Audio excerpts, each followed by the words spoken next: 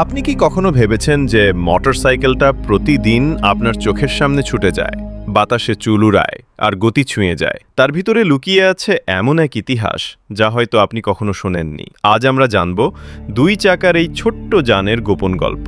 তার আগে আপনি যদি আমাদের চ্যানেলে নতুন হয়ে থাকেন, অনুরোধ করব সাবস্ক্রাইব করে বেল আইকনটি বাজিয়ে দিন।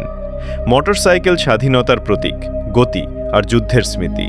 সবকিছু শুরু হয়েছিল প্রায় 1876 সালে। জার্মান উদ্ভাবক গটলিব ডাইমলার আর তার সহযোগী ভিলহেলম মেবাখ তৈরি করেছিলেন এমন এক যন্ত্র যা দেখতে ছিল একেবারে কাঠের সাইকেলের মতো, কিন্তু ভেতরে ছিল এক ভয়ানক চমক, একটি ছোট্ট ইঞ্জিন। এটাই ছিল পৃথিবীর প্রথম মোটরসাইকেল।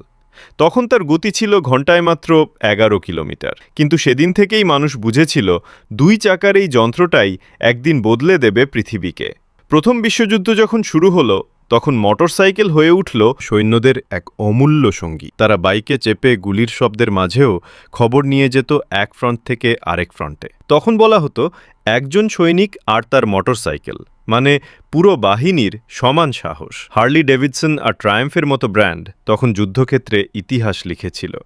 তাদের বাইক ছুটে বেড়াতো ধুলোর মেঘে, গুলির মাঝখানে, মৃত্যুর মুখে। দ্বিতীয় বিশ্বযুদ্ধের পরের পৃথিবীটা পাল্টে গেল। তখন মোটরসাইকেল শুধু যুদ্ধের বাহন নয়, হয়ে উঠল স্বাধীনতার প্রতীক। যুব সমাজের চোখে বাইক মানে আর শুধু যাত্রা নয়, বাইক মানে স্বপ্ন, ভালোবাসা আর নিজের মতো বাঁচার ইচ্ছা। 1960 থেকে 2000 সাল পর্যন্ত হন্ডা, ইয়ামাহা, সুজুকি, কাওয়াসাকি এই নামগুলো বিশ্বজুড়ে ছড়িয়ে দিল এক নতুন বিপ্লব। আর জন্ম নিল সুপার বাইক, যেখানে গতি আর স্টাইল একসাথে রাজত্ব করে। কিন্তু জানেন, মোটরসাইকেল কেবল একটা মেশিন নয়, এটা মানুষের গল্প, অনুভূতির গল্প।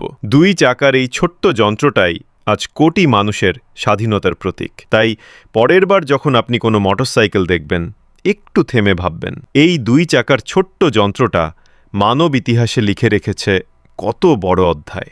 আর মনে রাখবেন, পৃথিবীর প্রতিটি জিনিসেরই একটা গল্প আছে, শুধু জানতে হয়। এই ভিডিওটি ভালো লেগে থাকলে লাইক, শেয়ার আর সাবস্ক্রাইব করতে ভুলবেন না, কারণ আমরা প্রতিদিন জানাই এমন অজানা গল্প যেগুলো শুনে আপনি বলবেন, আরে এটা আমি জানতামই না।